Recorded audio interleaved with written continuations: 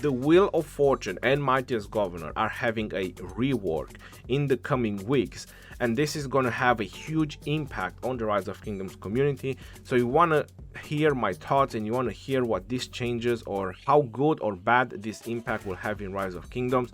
I want to give you my thoughts about this because this is really mind-blowing, and this is going to be a lot of changes that are going to come in a lot of kingdoms in the future of Rise of Kingdoms.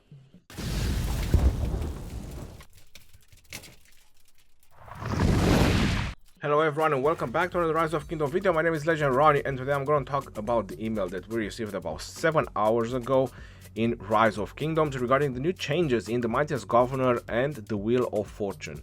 Now, the first thing that I want to put at the beginning of the video, were these the changes that we were all looking for? Because right now, as much as I know, we are all in a no spending period. So this is the answers that we get to spend more into the game. Because hear me out what these events are gonna bring. It says that once you have finished your light and darkness event, so this is your KVK tree. Once you've done your KVK tree, you are able to choose the commander you want to work in your Mightiest Governor, and you are able to choose the commander you want to work in the Wheel of Fortune. So for example, if you finished your Light versus Darkness event on your next Mightiest Governor, if you want to go for Zenobia, then you can choose Zenobia as a reward. But if some players want to go for Chandragupta or someone want to go for Theodora, then they can choose that commander. But it's the same Mightiest Governor for everyone. So you're all fighting for the same Mightiest Governor. Now, if the kingdoms will not be united, it's gonna be a mess and a crazy ton of spending. And I suppose this is what they are hoping for, because everyone wants the commander they want to go for. So it's gonna be a mass fight for these commanders. Now, is this the answer that we are all looking for, or is this the answer that we are all waiting for? To be more specific, I don't really think so. This is not the answer that we all wanted, but in the end, this is also some nice news because it will close the gap from the new kingdoms to older kingdoms. This was the huge complaint on the new kingdoms, that they cannot catch up with the commanders. They meet Zenobia, they meet all these new commanders, and there's nothing they can do against them.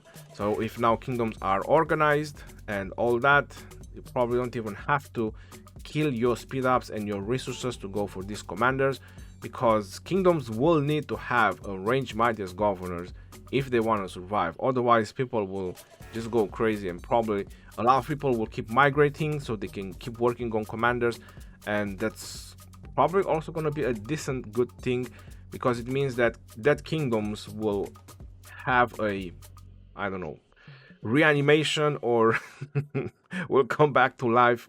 I forgot the wording on that one.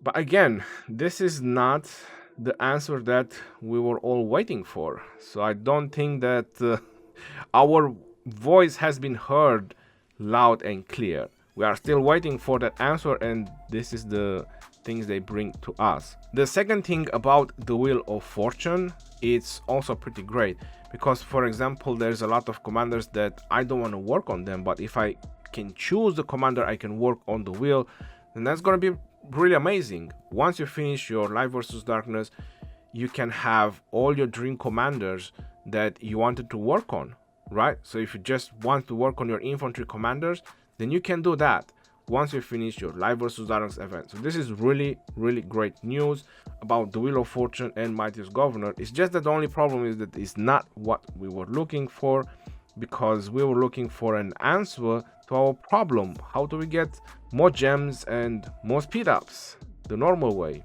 right? That's what the answer is that everyone awaits.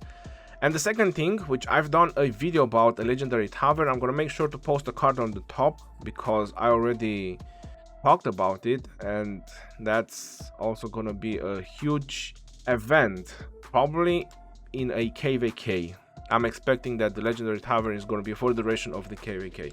The Mightiest Governor changes and the Wheel of Fortune and the Legendary Tavern are made for turning people into working on certain commanders. because we all know you can go into KVK2 and you meet players that have all the commanders. Probably Alexander is just released in your wheel, and you're gonna meet with players that migrate and they have max Alexander, max Constantines, and all those juicy commanders. And now you go into KVK3 and you barely have Attila Mightiest Governor, but after that, in your Kingsland opening, you're gonna meet Zenobia in Garrison, and you're gonna get rallied by Harald, commanders that you didn't even have access to. So this is definitely gonna make you want those commanders. And once you finish your KVK3, you're gonna go into your next KVK, or you'll be able to choose from the Mightiest Governor the commanders you want to work on. So you really want those commanders because you've seen them in KVK. Oh yes, I really want this. And then in the Wheel of Fortune as well, you want Harald, you want YSS, and whichever commander you're looking for, William, and so on.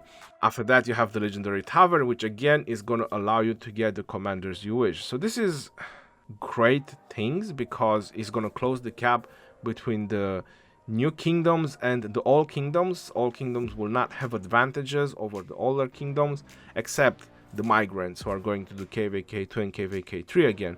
But let's hope they're gonna think the system a little bit better, because it's still killing the new player experience. I mean, going in KVK2 and KVK3 with all these brand new commanders when those kingdoms don't have them, unless they had migrants. If they had migrants, then that's okay, but it's kind of killing their experience. To close the gap of the commanders is really good, right? So what they're trying to do over here with the Legendary Tavern and after the Season 3, but those kingdoms, those new kingdoms, they should have their own KVK. They shouldn't allow people to migrate and just ruin their KVK2 and KVK3 experience. That's my thoughts, because you know, I'm doing it as well with my Al, like I said, but I'm doing it because I have no other option, and I know that a lot of people love this, and a lot of people on my channel are waiting for me to tell the kingdom that I want to go into. But this is pretty much what all the kingdoms are doing. They are all opening themselves to migrants because they know they won't survive KVK2 and KVK3 again.